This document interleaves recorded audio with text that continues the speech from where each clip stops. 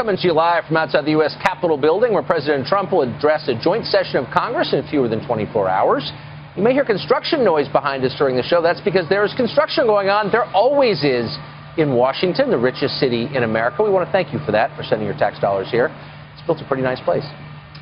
Well, Bill Nye the Science Guy is now aspiring to a new title, Bill Nye the Psychoanalyst Guy. During a Facebook Live event with Senator Bernie Sanders today, the mechanical engineer and TV personality said, skeptics of global warming suffer from the psychological delusion of cognitive dissonance. It's a slight bump up from last year when he was open to the idea of imprisoning skeptics, global warming, as war criminals. Is that the choice? Bellevue or Nuremberg? Bill Nye joins us now. Bill, it's great to see you. That doesn't sound like science to me, Bill Nye the Science Guy. That sounds like something very different. So cognitive dissonance is not a delusion. It's a feature. It's human nature. So we in the science community are looking for an explanation why climate change deniers, or extreme skeptics, do not accept the overwhelming scientific evidence for climate change. And the most reasonable explanation is you have a worldview, and then you have evidence, and the evidence disagrees with your worldview, so you deny the evidence. And then along with that, you deny the authorities that are providing the evidence. Now, if you have a better hypothesis for why climate deniers deny the overwhelming scientific evidence, bring it on. It's not a delusion. It's just like the fox and the grapes. Well, he can't reach the grapes, so he says the grapes are no good. Look, people do come to every debate with preconceptions, and you're right about that, of course. But the essence of science is extreme skepticism. We always ought to be asking ourselves, is my hypothesis true? I'm a member of both skeptic organizations, Mr. Carlson, and this is climate change denial is denial. The evidence is overwhelming. Don't get me wrong. I love you as a person more than life itself, but the evidence for climate change is overwhelming. So we are looking for an explanation of why you guys are having so much trouble with it. Slow down. Before the name calling begins, and before you try to end the conversation, let's start it by asking what exactly you mean. Now, I think most people are open to the idea that the climate is changing. It has always changed, by the way, as you know. It's the rate, Mr. Carlson. It's the rate that's such a concern. The core question, from what I can tell, is why the change? Is it part of the endless cycle of climate change, or is human activity causing it? That seems to be the debate to me, and it seems an open question, not a settled question, to what degree human activity is causing that. Is that not an open question? It's not an open question. It's a settled question. Human activity is causing climate change. To what degree?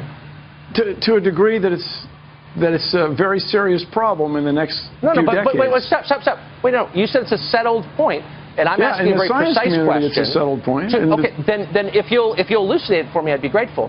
To what degree is climate change caused by human activity? Is 100% of climate change is caused by human activity? Is it 74.3%? It's settled science. Please tell us to what degree human activity is responsible. So the word degree is a word that you chose. But the speed that climate change is happening is caused by humans. Instead of happening on timescales of millions of years, or let's say 15,000 years, it's happening on the timescale of decades and now years. Now, you know, I offered... Wait, but hold on. But to what extent is human activity responsible for speeding that up? I mean, please be more precise. If that's the number you want. Humans are causing it to happen catastrophically fast. Okay, so at what rate would it have changed without human activity? And you look annoyed that I'm asking these questions, but they're very basic questions. They're not denial. So basically, the cycles of climate change, the last ice age we had was tens of thousands of years ago. So bear in mind that in ancient dinosaur days, there was more carbon dioxide. The world was warmer than it is now. There was an inland sea in what is now Wyoming. And I understand you have a member of Congress from Colorado, used to be underwater, and you go to Dinosaur National Mine, you can see it. Okay. Yes. But that's millions of years ago. The problem is the rate. You just said it was tens of thousands. That was the ice age. The rate. Okay. The rate is the problem. Now, here's the thing. Half the people in the world live on sea coasts. As we get the ocean a little bit warmer, the ocean's going to expand, and people live on the sea coast are going to be displaced. But you're not answering my question. Yes, you're describing what will happen if this continues. Change. And I'm asking you a simple question. Hold on. I'm asking you a simple question about the rate of climate change. So you said that it would be happening, but that rate has accelerated because of human activity. And I'm asking you very simply. The word accelerated is an understatement. Okay, it's happening extraordinarily fast. I'm asking you a simple question. And because the science is settled, I hope you can answer it in simple terms, which is, without human activity, how long would it have taken for us to reach this level of warmth in our climate? It's not clear that it would have happened. In other words, humans have changed the climate so drastically that we have almost certainly avoided another ice age. There would have been another ice age. Ain't going to happen because of you and me. So the sooner we get to work on this problem, the problem. When would it have happened? When would the next ice age have happened? Yeah. Is that your question? Without human activity, what would the process... Look, here's the point that I hope our viewers can understand. I'm not in any way denying that the climate is changing. I'm utterly open to the possibility that the change is caused by man's activity. I'm merely calling into question your claim that all of this is settled, that we know precisely what is happening and why, and that anyone who asks pointed questions about it is a denier and ought to be imprisoned or shouted off the stage. No, that was your word. That's you guys. That's not my claim, and I really. Would you like me to read your quote? That people who disagree with you ought to potentially go to jail? You said that.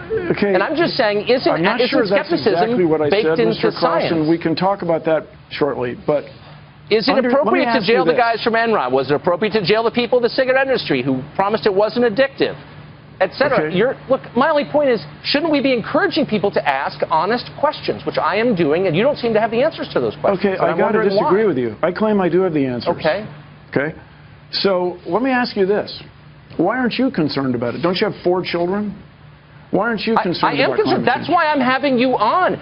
Look, you don't reach correct conclusions in science or politics or any other field unless you can ask honest answers without being shouted down by people like you. But I know what you mean. So no, I do mean ask. I want to know what would happen without human activity. The climate change. No, it's a simple question. The climate is always changing. You've conceded that. You're saying that human activity has increased the speed.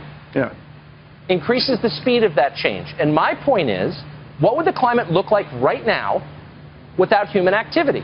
It would have looked like it did in 1750. Britain would not be very well suited to growing. Yes, Britain would not be very well suited to growing grapes as it is today. French winemakers would not be buying land to the north as they are now. People who plan to run ski resorts would still be able to do it in Europe.